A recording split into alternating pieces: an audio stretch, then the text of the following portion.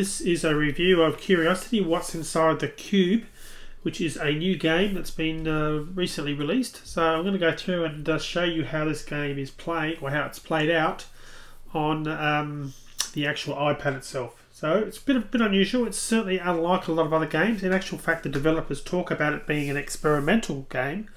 I'm going to go through now, load it up on the iPad and just show you what it looks like. Okay, I'm just going to turn the sound down. That's one of the first things I'm going to do. To do that, you access the menu, the bottom right hand corner.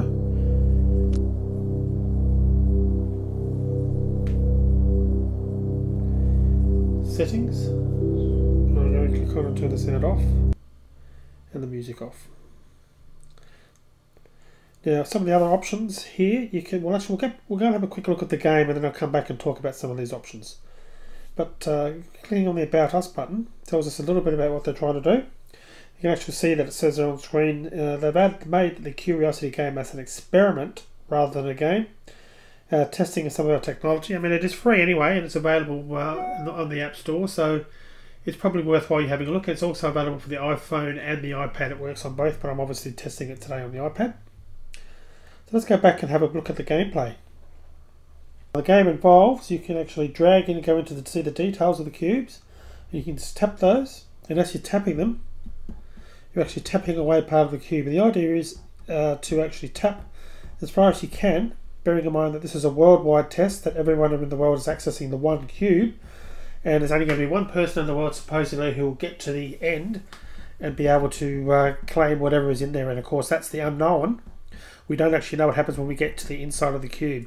In actual fact, Apple themselves, when the game was actually put into the App Store, Apple themselves don't even know what's in the middle of the store. But somehow the developers were able to convince the Apple people that, you know, not to tell them basically what was actually in the middle. So it's a total surprise.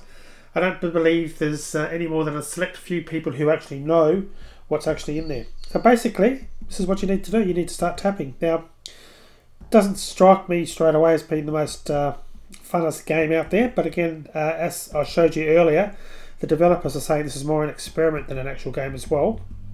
And the idea is, if I just scroll back a little bit and have a look, you can see, and I'll just expand it up so you can see a little bit there. There's the actual cube that I'm actually working on.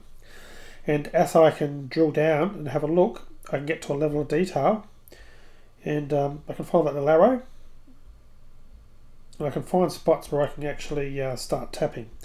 And then what we can do is, as I'm collecting those coins, you're going to be able to use those coins.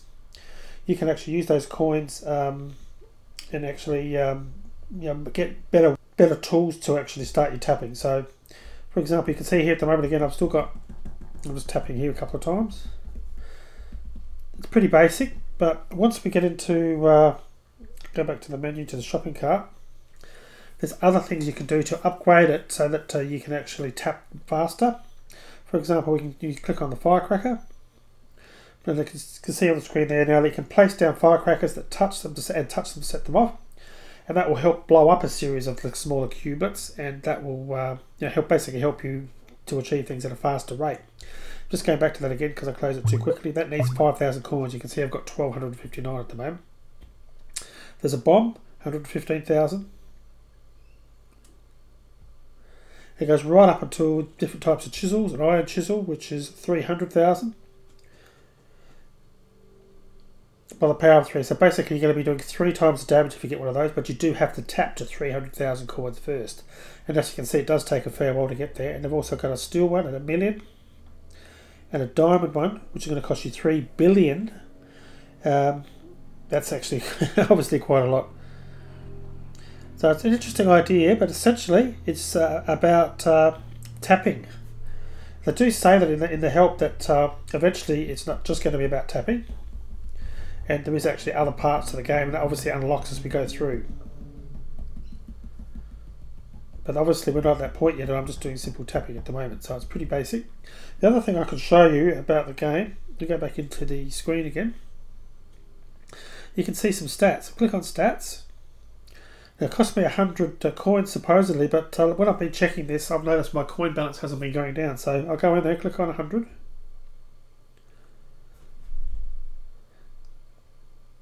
can see my coin balance went up there. Very curious. I'm not sure what's going on there, but anyway. Now that gives you a real-time stat that the cube age as I'm filming this review is 10. The layers removed.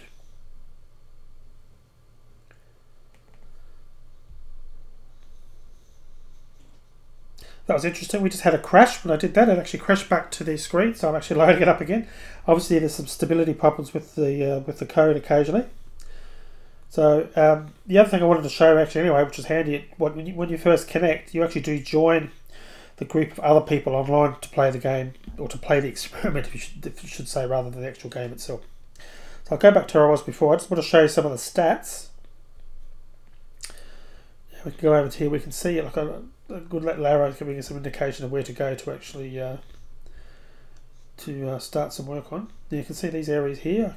Drilled right down into those. Again, I can break those away if I want to. Right, but the part I wanted to show you just briefly was just some real-time stats on what other people are doing with the game. Or with the experiment. I keep saying game. To me it's a game, but yeah, they're calling it an experiment. Going back into stats, you can see I've currently got 1896 coins. If I click on this, I still seem to have 1896. Now this gives you some real-time stats of the cube age, the layers that have been removed, and the cubelets remaining of the current layer. You can see there's 42,029,407 remaining. But if I go back, you go back in there again, there's now 42,689,434. So you can see in real time people across the world are actually using this. Now it's 42,029,407. You can see the number keeps going down each time I go in there. I'm not sure why my coins are going up, by the way, because I'm not doing anything other than checking these stats.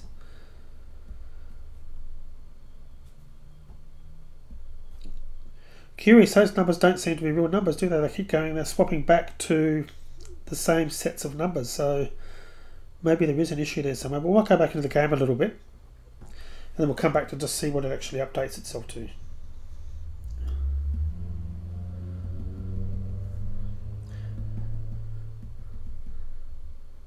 Clear screen bonus. Obviously there's other bonuses and so forth that have been built into the game as well. And no doubt once you get a proper pick and so forth, you'll be able to work a lot quicker. So it's whether you've got the patience. Have you got the patience to actually go through and finish this game? Call it game again, experiment or not. That's the thing. I'm not sure whether I'll be wanting to do this for too much longer. Okay, I'll just go back to where I was before. And we'll just have a look and see whether the stats have changed again now. We have got a different number, as you can see there. So obviously it does update, but not in real time. It does take a little while to update. So it is actively being worked on. There's lots of people trying this. Generally the reviews haven't been the best today, but I suspect people are looking for an exciting game, and if the developers have said that this is an experiment, and people trying to play it as a game are probably not seeing the value in that, and they're seeing as a result correspondingly low reviews. So I think it's worth a try. I'm going to be very interested to see what actually ends up in the middle. But whether I actually want to be the person who keeps tapping to get in the middle is another thing. I'm thinking at this stage probably not. The other thing it has got is that in the top right hand corner you can see it's got the Facebook logon. That's where you can connect the game, much like a lot of other games do these days. The social interaction, you can connect and know which one of your friends are playing and so on and so forth. But I didn't particularly want to do that. I didn't want this game being associated that way, so I decided not to opt in. But annoyingly, of course, that Facebook button will stay there. And obviously that's for marketing purposes. It's quite smart for them to do that, because obviously if you click on that and go to log in, they're going to be able to track they'll know your email address, they'll know your Facebook friends and so forth, and they've got the ability to access your information to perhaps promote other products to you later. So it's very smart for them to do it. In this case I didn't feel the need. There wasn't really a payback for me to actually provide that, so I didn't bother. Alright, so that's my review of Curiosity. Interesting concept. And it's a game that, an experiment that I think is maybe worthwhile. And you can see it here with this, the official competition rules are there as well. So you go into click the I button and it will show you the information, according to the rules and so forth and what's going to happen. Alright, I'll leave it there for now. Thanks for watching. I'll be back with another review soon. Cheers for now.